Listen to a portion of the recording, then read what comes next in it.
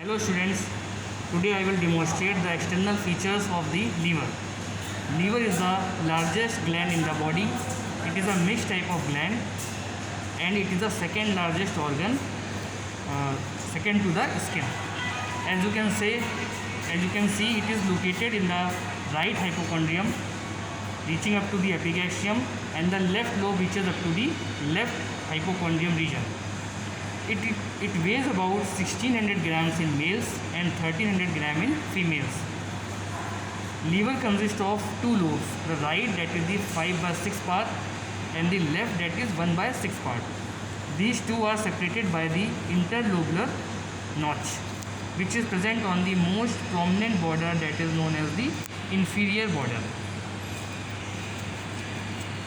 It consists of five surfaces, that is the anterior surface, superior surface, posterior surface and inferior surface. Now firstly we will discuss about the right or the largest lobe.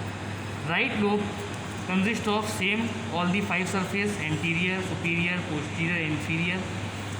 It also consists of right lateral surface, and on the inferior aspect, inferior border separates the anterior surface from the posterior surface.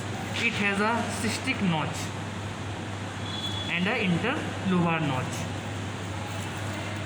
Anteriorly there is the attachment of falciform ligament, which extends from the umbilicus or the anterior abdominal wall up to the between the interlobular fissure. Now let us discuss about the posterior surface of the right lobe. Now as you can see, this is the posterior surface of right lobe and this is the inferior surface of right lobe. Here there are two important lobes, that is the quadrangular shape caudate lobe and it is quadrate lobe. Now the quadrate lobe is bounded by the above superior border, below porta hepatis. On the right side there is a groove for the inferior vena cava. On the left side there is a fissure for ligamentum venosum. At the lower part of the caudate lobe there is a process extending towards the right lobe known as caudate process and towards the left lobe known as papillary process. Now let us discuss about the caudate lobe.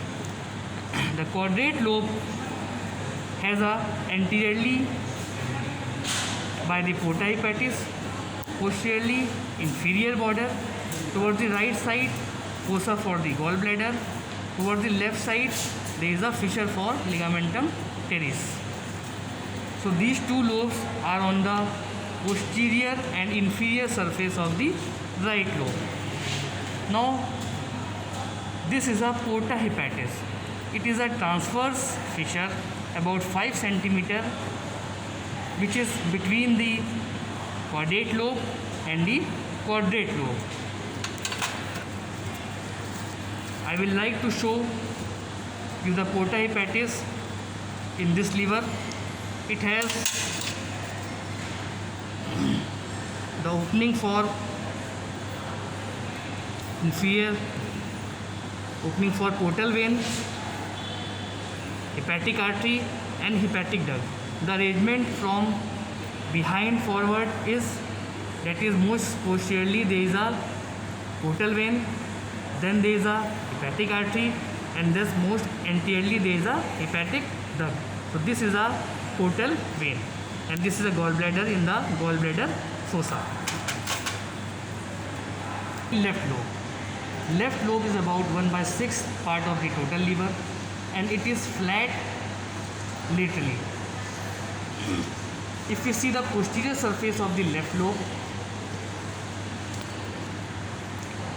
on its right side there is a fissure for ligamentum venosum and below there is a fissure for ligamentum teres. So the three ligament divides liver into right lobe and the left lobe, that is the falciform ligament, fissure for ligamentum venosum and fissure for ligamentum teres. but due to the distribution of the hepatic artery, hepatic duct and portal vein, the liver is divided into functional lobe or the segments. If we draw an imaginary line from the cystic notch in front and it moves upwards till the opening of the inferior vena cava, then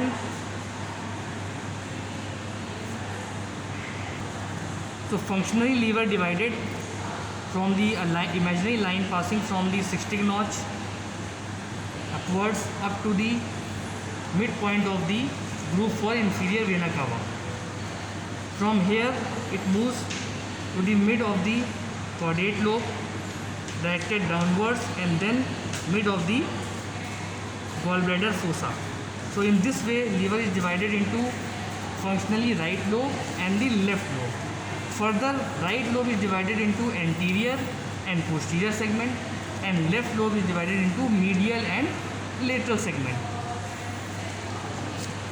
If you see some peritoneal reflection, the falciform ligament, peritoneal reflection. Now the peritoneal reflection, the falciform ligament extends from the umbilicus or the anterior abdominal wall, reaches up to the interlobar fissure, then it divides into right and the left part. On right part it covers the anterior superior surface and then on the posterior surface it forms right coronary ligament and covers the inferior surface and form left coronary ligament. In between these two, when meet on the lateral side, form the right triangular ligament.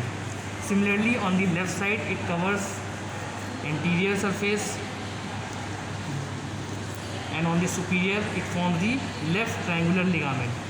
In between the two coronary ligament there is a bare area of the liver.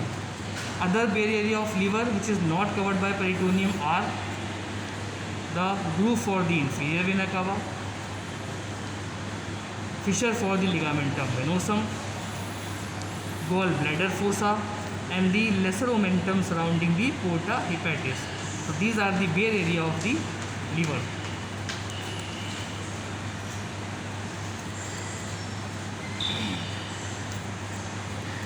So till now you have studied the bare area of liver and the peritoneal reflection. Now superiorly liver has a dome shaped structure. In between there is a depression and again there is a dome shaped structure. This depression is for cardiac depression. So on superior border there is a cardiac depression and two dome shaped structures. The anterior and superior surface is related to the diaphragm, whereas on the posterior surface where various reflections of the impressions of the viscera are there. So in this way we have studied the external features of the liver. Thank you.